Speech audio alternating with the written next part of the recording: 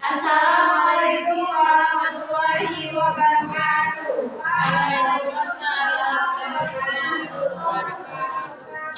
Kami dari kelompok 4 akan melakukan presentasi pembelajaran bermakna dan contohnya bagi siswa kelas awal di SD. Dengan saya dengan Abidi dengan ID 0615 moderator. Saya adalah Madani dan sebagai penyaji. Saya adalah Juliana dengan ID 087 sebagai penyaji.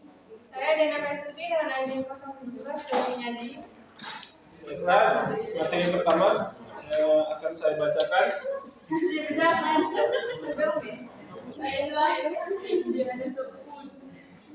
Yang pertama itu pengertian pembelajaran bermakna. Pembelajaran bermakna merupakan proses pembelajaran di mana informasi baru dihubungkan dengan struktur pengertian yang dimiliki seorang dalam proses pembelajaran. Maksudnya, pembelajaran bermakna terjadi apabila peserta didik mencoba menghubungkan fenomena baru dengan pengetahuan yang dia miliki serta dikaitkan dengan pembelajaran sehingga memunculkan konsep-konsep baru. Contoh pembelajaran bermakna. Yang pertama, pembelajaran matematika perjumlahan dan pengurangan.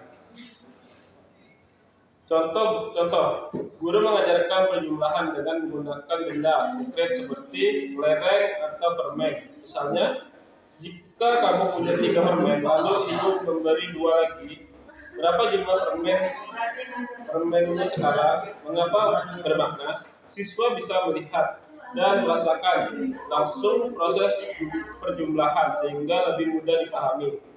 Contoh selanjutnya, pembelajaran bahasa Indonesia membaca dan menulis. Contoh siswa diajak membaca cerita pendek tentang hewan, lalu diminta mengabarkan atau menceritakan kembali isi cerita dengan kata-kata mereka sendiri. Mengapa bermakna? Karena siswa lebih tertarik belajar karena cerita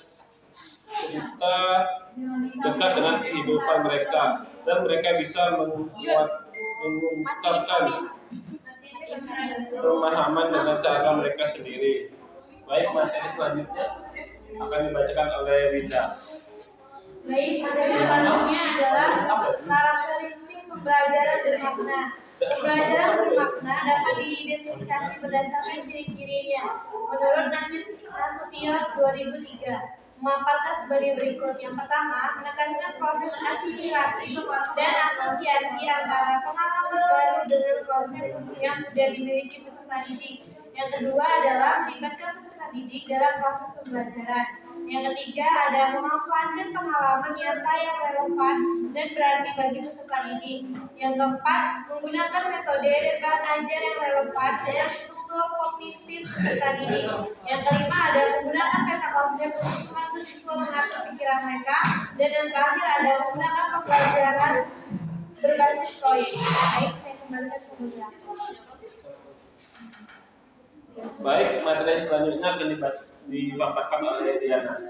Baik, selanjutnya adalah hal pembelajaran bermakna. Yang pertama, menentukan tujuan pembelajaran. Yang kedua, melakukan identifikasi karakteristik peserta didik, mengatur kemampuan awal, yang berikutnya motivasi, gaya belajar, dan lain-lain. Selanjutnya, menentukan materi pelajaran sesuai dengan karakteristik peserta didik dan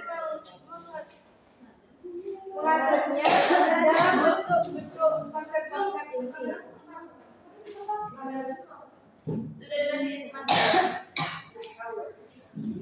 Yang keempat, menentukan topik-topik dan menentukannya dalam bentuk advice organisasi yang akan dipelajari peserta didik. Yang kelima, mempelajari konsep-konsep inti dan menerapkannya dalam bentuk konkret. Dan yang terakhir, melakukan penilaian proses dalam belajar peserta didik. Baik, selanjutnya saya akan memaparkan mengenai manfaat pembelajaran bermakna. Yang pertama adalah membantu siswa mengingat informasi lebih lama dengan bahasa yang sederhana dan mudah dipahami. Yang kedua, itu menggunakan proses belajar berikutnya. Jika siswa bisa mengingat pelajaran dengan baik, mereka akan lebih mudah memahami materi baru yang berkaitan. Kemudian yang ketiga, meningkatkan motivasi belajar. Saat siswa merasa bisa memahami dan mengingat pelajaran dengan baik, mereka akan lebih percaya diri dan semangat untuk belajar lagi.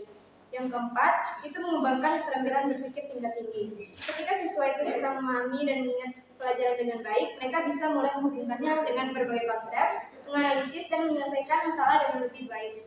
Dan yang kelima, itu mendukung perkembangan kognitif jangka panjang.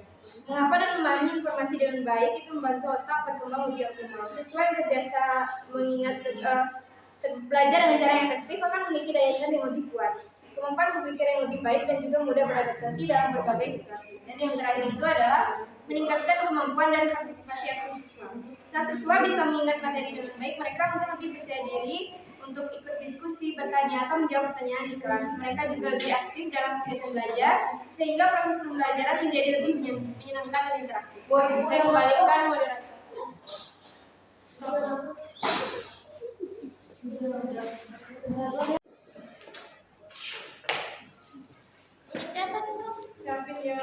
Sampai sini akan membuka sesi tanya jawab. Ada 3 penanya. Penanya pertama, Aurora. Baik, saya Aurora ingin bertanya, mengapa pembelajaran bermakna lebih efektif dalam membantu siswa kelas awal SD memahami konsep pendidikan dengan metode pembelajaran tradisional? Terima kasih.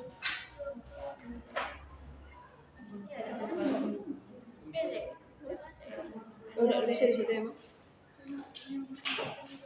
Baik, pertanyaan nomor 2, Juwita. Pertanyaannya yaitu bagaimana Padahal dia nampak.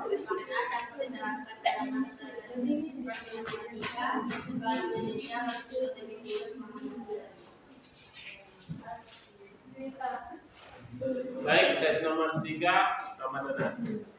Baik, pertanyaannya apa saja langkah-langkah utama dalam menerapkan pembelajaran bermakna di kelas awal SD dan bagaimana masing-masing langkah tersebut berkontribusi pada pemahaman siswa? Baik.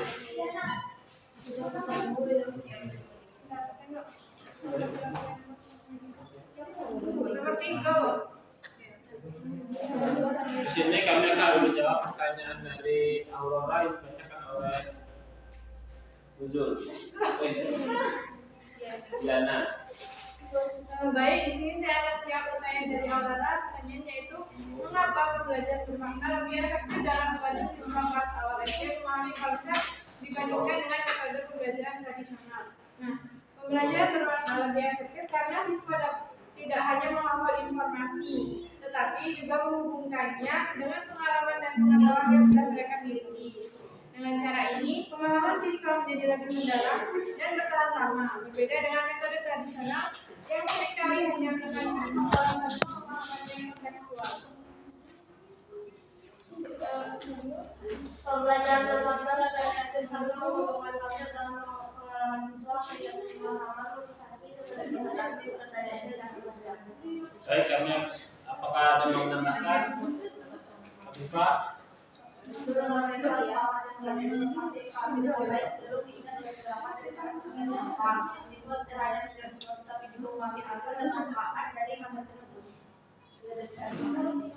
kasih. Kami akan menjawab pertanyaan nomor 2 yang dibacakan oleh Linda.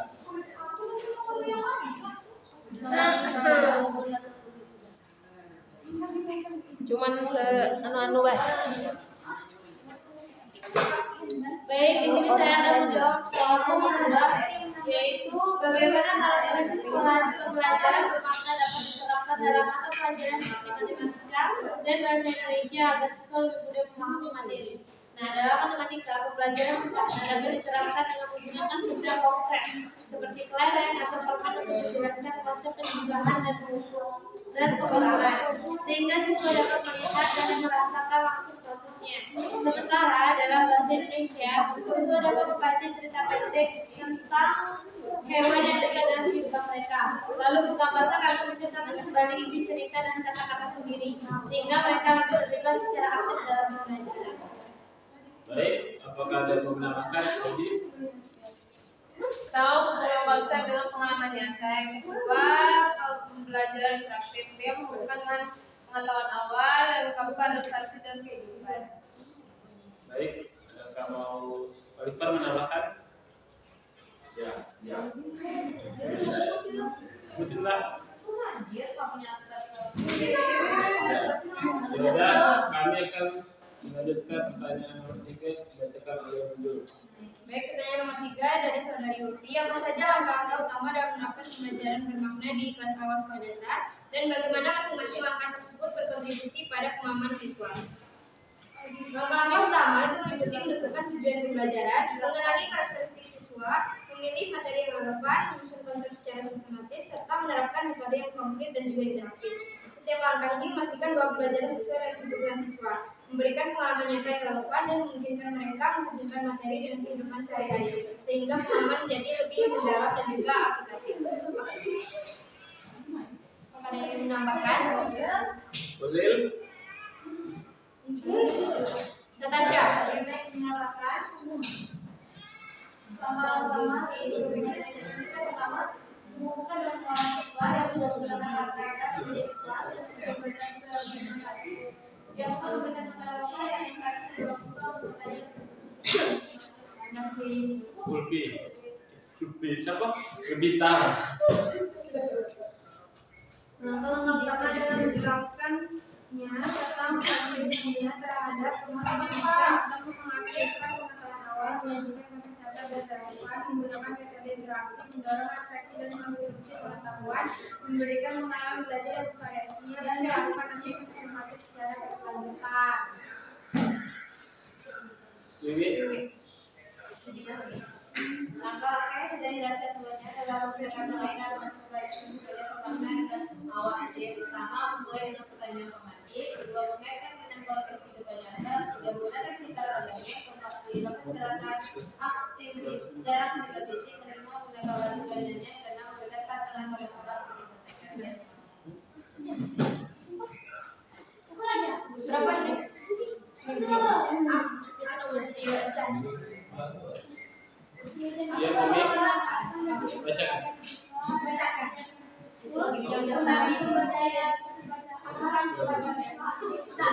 Sabar. Satu.